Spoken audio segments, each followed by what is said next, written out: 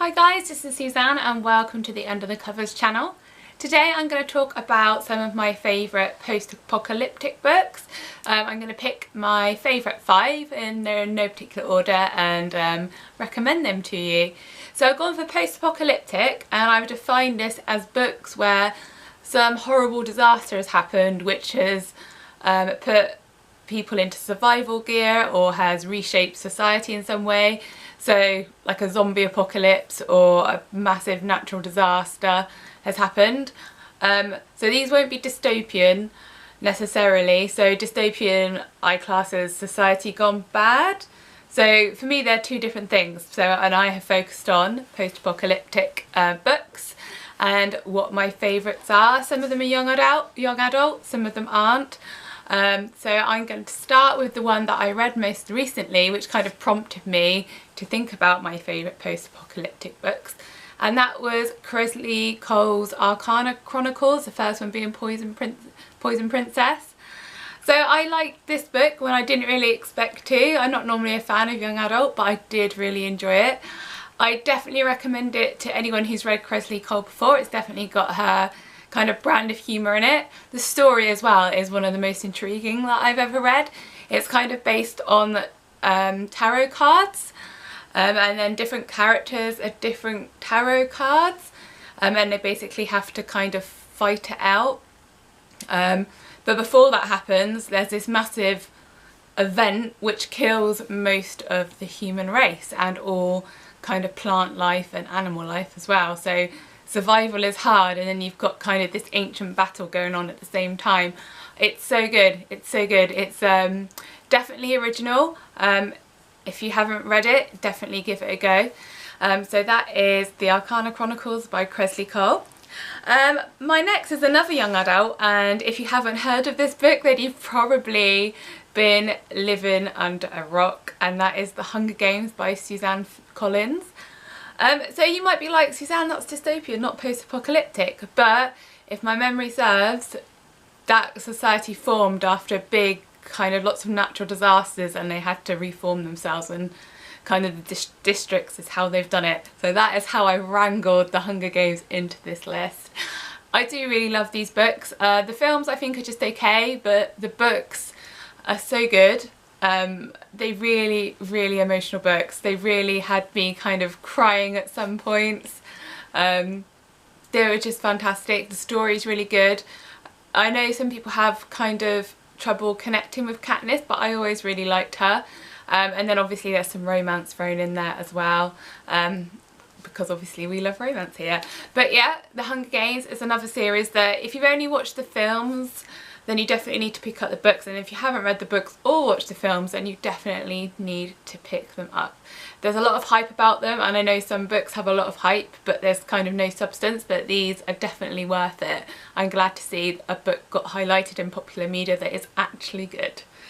So my next one is a really recent one, and I've only read the first in a series. The next one isn't out until this December and I can't wait to read it.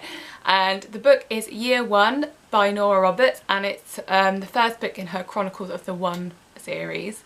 I think it's going to be a trilogy. Oh my gosh, I read this in December and I loved it. It was like my favourite book of 2017. And it was so good. So some like a disease has been unleashed upon the world, and basically it's wiped nearly everyone out, but it's also in certain people brought out powers, and they can either use them for good or for evil, it seems. And Year One is we're looking at a certain group of survivors who will kind of try and negotiate their way through this new very strange world. And in the background there's some kind of prophecy going on as well. So if you like kind of your post-apocalyptic survival stories, this is great, but if you also like stuff with an element of kind of magic and the paranormal in them, then this kind of ticks that box as well. I love both those things, so I thought I was in heaven when I started reading Year One by Nora Roberts. I absolutely loved those books. So if you haven't tried it, really I recommend you give it a go straight away. The only reason you might want to hold off is because the next book out isn't out till December, and it seems like a long way away, but it was so good, I highly recommend you give it a go. So the next one is Ruby Dixon's Fire Blood Dragons. So normally I'm recommending Ruby Dixon through sci-fi because I really like some of her sci-fi series, but she also has out a kind of post-apocalyptic fantasy paranormal romance thing going on as well. So dragons tore through our sky and basically decimated the whole population. What we don't know, or what people didn't know, is that those dragons are actually sentient beings. However, they've been driven mad by something in our atmosphere, and the only way their mind clears is when they find their fated mate. I know when I say it out loud it sounds kind of lame maybe, but they're basically paranormal romances set in a post-apocalyptic world with, they're basically dragon shifters, but from space. But I really love them. They're such a good kind of sexy paranormal romance post-apocalyptic series. So there's a bit of survival going on, a lot of sexy times, and they're just a lot of fun to read. So if you want something maybe a bit lighter to read in the post-apocalyptic section, then Fire Blood Dragons by Ruby Dixon is definitely like a series rather, that you want to pick up. So last, and by no means least, and I am really wedging this in, it's maybe quite an awkward fit, but it's the Kate Daniels series by Ilona Andrews. Anyone who knows me knows that this is actually my favourite series in the world, and if there's a recommendations list I will find some way of trying to kind of eke that in there. So Kate Daniels' world, the world swings between technology working and then magic working, kind of.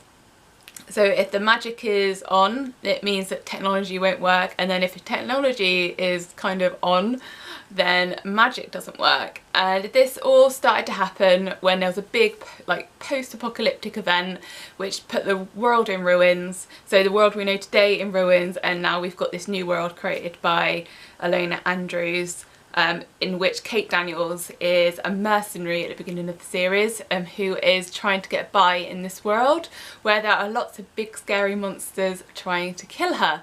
Like I said, this is one of my favourite ever series, like ever. If you haven't read it, then you need to give it a go. I know I'm kind of shoehorning it into post-apocalyptic, but it kind of is post-apocalyptic, but it's more of an urban fantasy series, with like a really strong heroine, and then lots of different kind of factions of races. So you've got shifters, vampires and necromancers, and then there's lots of different types of magic users in there as well. The great thing about it is that the way that the world works is that literally anything could happen. With the way that the magic works, if you just imagine something hard enough and you've got enough people doing it, then there's a chance that it could come into being. I really love this series. You need to give it a go. It's got action, it's got romance, it's got some fantastic storylines, and Ilona Andrews is a writing team that churns out some really good books. So those are my 5 post-apocalyptic books that I highly recommend that you give a go. If you have any that you think I should read, then please let me know below. If you've read any of my suggestions, please let me know what you think, whether you loved it or hated it. Thank you very much for listening, and I can't wait to hear from you.